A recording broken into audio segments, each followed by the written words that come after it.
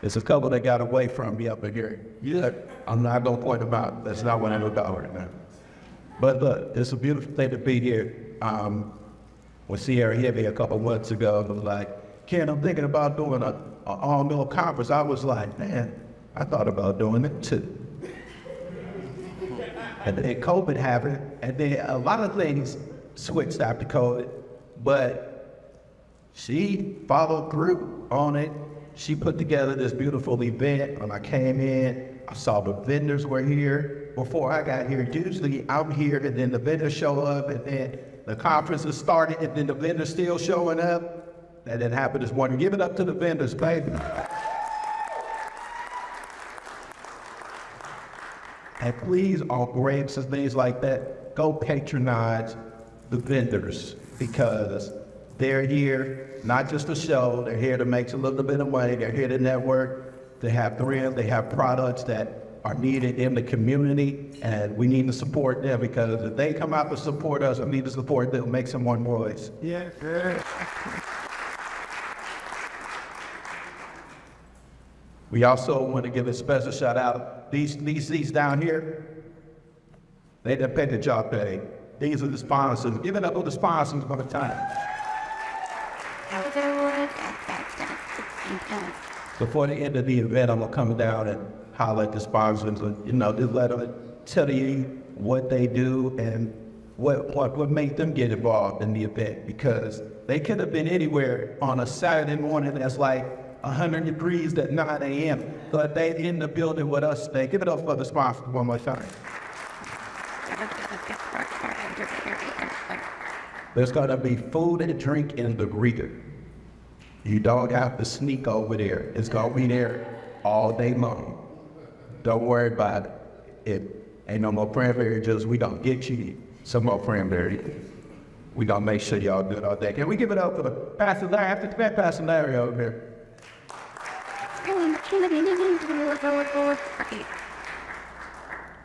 When I just saw him, I told him, if my mama was still alive, rest in peace, I would let her know I got to get one of these pinstripe jackets, because on Easter, she made me wear a pinstripe suit every day. And he just brought it back. I didn't know the brother was a pastor. I said, church, it did. He was like, oh, yeah. I'm like, oh, that's the best. Don't want any pinstripe. You know what?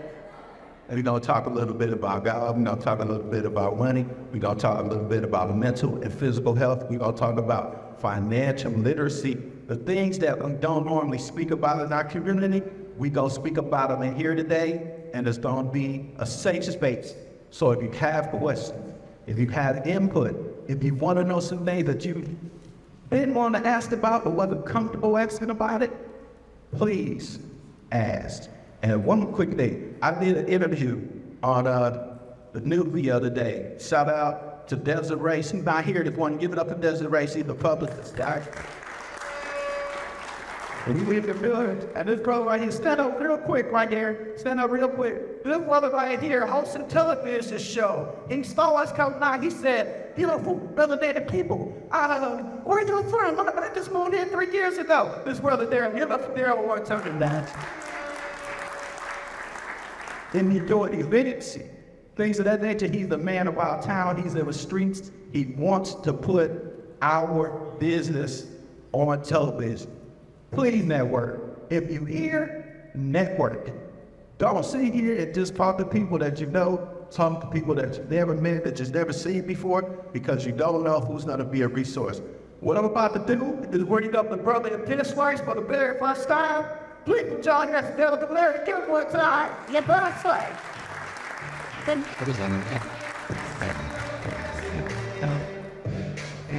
I'll let everybody know it this morning. Come up with yourself up here there and that's the Lord. Sierra was at church one Sunday, and she tapped Pastor on the shoulder and said, Pastor, I'm doing a men's conference. You know, you have to be careful with Sierra, because Sierra, if you have an idea, she don't throw it all on you at one time. And so, as a good pastor, yeah.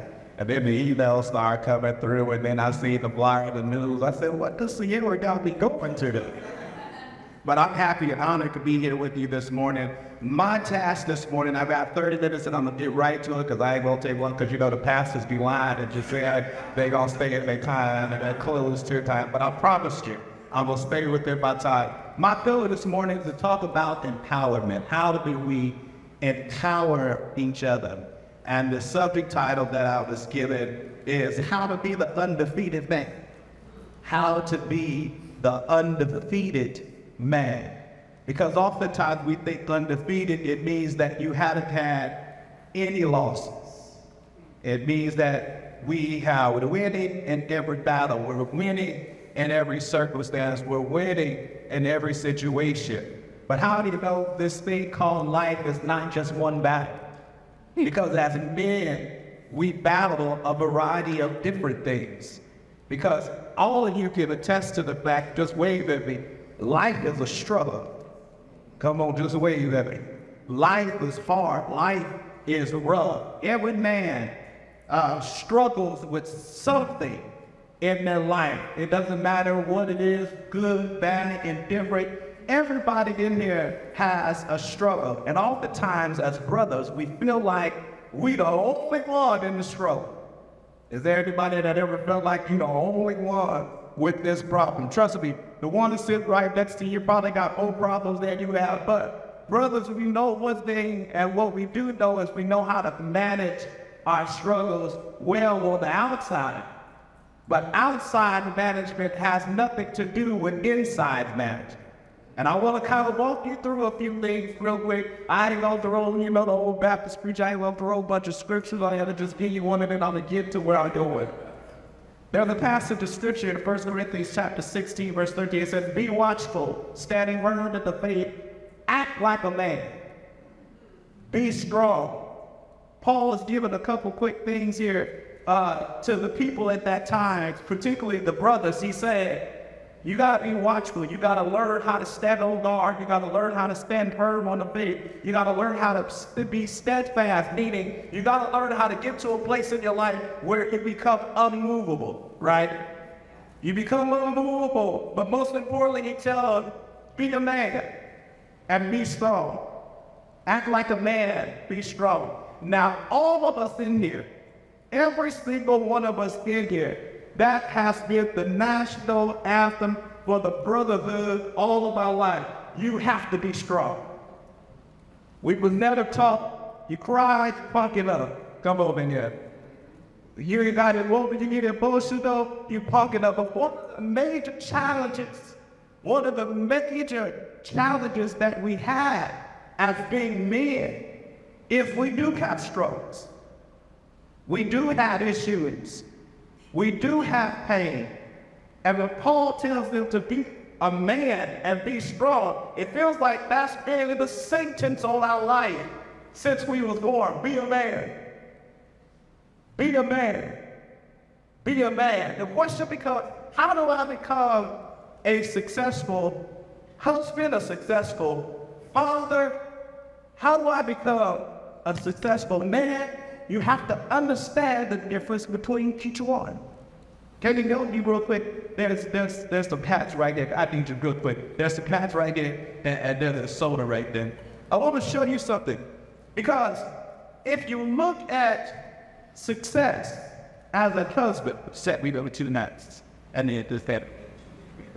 If you look at success as a husband, what is a husband? Husband is a man who establishes a task with a role of being a provider, a leader, and head of his household. When you look at what father should be, a father should be a protector, a teacher, and an encourager. But when we talk about being a father, when we talk about being a husband, these are hats. They're nothing more than roles that we play. It's a hat. They're interchangeable. Because you could be a husband one day, and if you don't act right, you may not get one the next day. Y'all where my sisters at? Come on, yo. They're hats that you wear. There are roles that we interchange in. Husband is what we do. Father is what we do. But being a man is who we are. Being a man is who we was created to be. But we have to ask ourselves the question and determine, how do I have a man today? You cannot understand where you line up or where you level up as a man today unless you learn what type of son you were.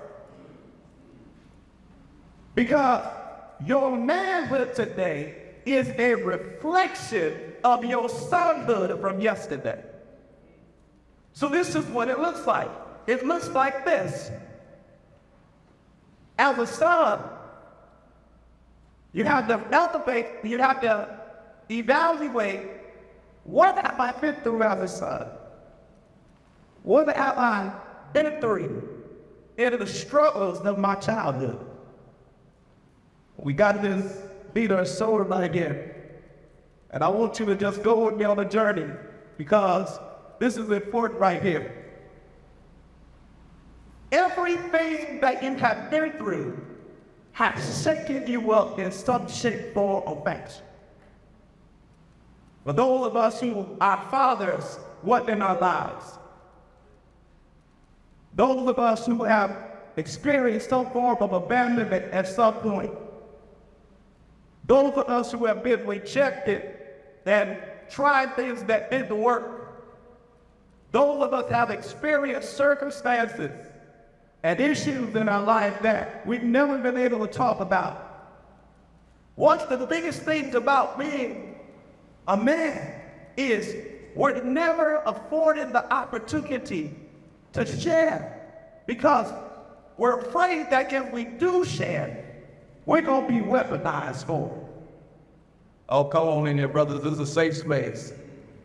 Do you know today that there are men who have been blessed men, who have been impacted men, who have been affected men, and who have been rejected, but you are always so healing. So what happens is, in your sonhood, you've been through all of this stuff. And you growing up being setting it up, you growing up being dropped, you growing up being kicked, you growing up being turned around, and then they tell you to be a man. And so you got all of this that's sending up. And then you try to put a habit. So you have your role as a father, and you got to be an example, and you have to be an encourager. But what you don't realize is under that hat, there's suppression. And what happens is, throughout life, this is what it's been. That job didn't work out. That relationship didn't work out. That issue didn't work out. That project didn't work out. And then we come back and we put hats on it. And what happens is, the wrong person that is connected to this hat receives the pressure of something that they never even asked him. Because we was built up, because we was pressurized, because we have been going through, because we have been suffering silent, because we have experienced struggle, because some of us may not have had nobody to teach us how to be a man. We have to teach ourselves how to be a man. When you try to be a provider and you take people jobbing, things that affect our manhood, all it does is create pressure. It creates pressure. It creates pressure. But guess what? What if I came down here? Why not? Would you open this? How many down will open this? But see, what happens is people don't see the pressure that we're under. All they see is the hat. Because we know how to disguise ourselves under the role. We know how to hide under the role. We know how to manage under the role. But under that hat, there's depression. There's frustration. There's both frustration. There's struggle. There's pain. There's suffering. there is a hurt, and out of all of this shaking, out of all of this, it's just a matter of time. It's a matter of time. We don't mean it. We weren't trying to hurt nobody. We never intended to hurt nobody. But somebody releases that pressure, that pain. And if I was to open this right now, what would happen? It explodes. Because we have to learn. If I'm going to be undefeated, it's not going to be because of an absence of trying or tribulations or circumstances or pain or hurt. It's not the absence of failure. It's not the absence of losses. It's my ability to manage through it. How do I manage through that? How do I manage without losing my mind? How do I manage without struggling? How do I manage without suffering? How do I manage pain? How do I manage it and be a man? How do I be a man with all of this in me? How do I be a man with all of this that I've went through? How do I be a man? Because people may know your story, but they don't understand it. Because you don't know what it took for me to get to where I am today. You don't know what it took for me to get where I'm at. When I was 5, my father left. And I had to watch a black woman, my mother, raise me, catch his buses, try to put herself in a school. We lived in the projects. We was on food stamps. I'm talking about real food stamps. Y'all not that electronic stuff today. I'm talking about the booklets. Come on in here. I'm talking about the booklets where you tear the 5 out, you tear the 10 out, and they never did you no change. I never understood that, but anyway, they not the booklets. In my 20s, my father has never heard me preach one day in my year. He's never seen my successes. But I want to be a father. I want to be what he wasn't to me. And what I had to learn was, when life hits, you have to take every experience and learn how to use it as a lesson and not use it as a weapon. Because oftentimes, we weaponize our experiences toward us and we project what we weaponize ourselves with. Because the issue becomes, I'm trying to be what I didn't get. And brothers, you can't live that way. You have to be who you was created to be, not what you didn't get. In my 20s, then I get diagnosed with a heart disease. And the doctor was telling me, you could drop dead at any minute. And I'm walking around here, living life, no father, heart disease, issues, abandonment, struggle. How am I ever gonna be the role? How am I ever gonna get to the role? And when I learned what it was is, and I want you to imagine this because this is important. The problem that I had was, picture a tree. I knew how to manage the leaves on the tree well. The leaves were nothing but coping mechanisms. Things that I used to try to help myself navigate through some of this. And whenever the leaf didn't work for me, I would take the leaf. But the problem was, enough watering, the leaf would grow back. Brothers, if you ever are going to get past what I call the leaf level, and if you ever don't really see real change and the real impact and real empowerment, you can't heal yourself from leaves. You gotta go past the leaf, past the branch, past the trunk, and you gotta dig that thing up by root. Because whatever is planted, good or bad, is going to keep growing. How did I get to a place where I can be the man that Paul is talking about? Where I can really be strong? where I can really wear the roses right. I'm going to hit you with it real quick. It's forgiveness. Oftentimes we think forgiveness is a conversation. Forgiveness is not a conversation. Forgiveness is a decision. I am choosing to make my mind of everything that I have been through. I forgive it. I let it go. I may not ever to a chance as 80 years I was with my father. And man, can't miss. God is funny. Because as much as I tried to have a relationship with my father, as much as I tried to do things, I'm going to tell you something, I'll tell you a story that's going to shock you, but bless you at the same time. I showed up at my father's house one time because I was determined to have my father in my life. Baby, I went and sat outside his house for 2 hours in the heat. He finally comes home. Yo, Dad, I'm doing all these great things. You need to come free. You need to do this. You need to do that. I need you here. I need you that. I need this. Son, I'm going to give back. Dad, what's your phone number? Because the last number I got ain't right. You get his phone number, call him the next week. It was the wrong phone number. A whole nother man answered the phone, and I'm 30 seconds in a conversation with this man thinking he my dad until he finally get interrupted and said, who is this? I had to forgive. I had to release the anger, release the hatred, release the pain, release, because trust me, the people that you are surrounded around now don't deserve the pain that you've been through.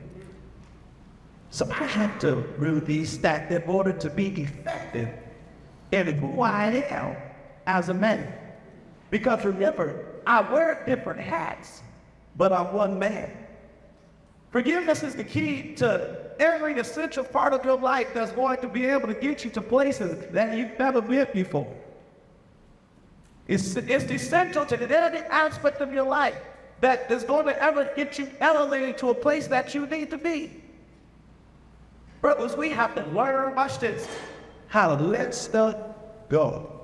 Now, how do y'all here, look, don't raise your hand, but you know, some of us can hold on to something.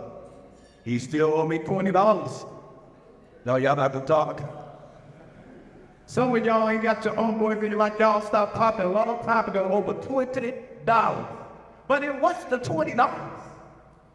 It was everything else that you had been shaken up over. And so every little thing becomes the big thing. We have to learn. And if we don't be successful, and we don't be the undefeated man, we have to learn how to let things go. Because when you let things go, then you can do what I call the dance. First of all, as men, we gotta be able to believe. People watch us, we got children. Some of us got wives, we got households that we're in. We gotta learn how to lead. Secondly, brothers, I would give you something that's gonna really help you. We gotta learn how to love. Because we didn't get love, sometimes we don't know how to love. But the way that you learn how to love is to be able to let go of the word you felt like wasn't love. We were created to lead. We was created to love. We was created, watch this, to be loyal. Sometimes loyalty is impacted because people wasn't loyal to us. Have y'all ever felt like that?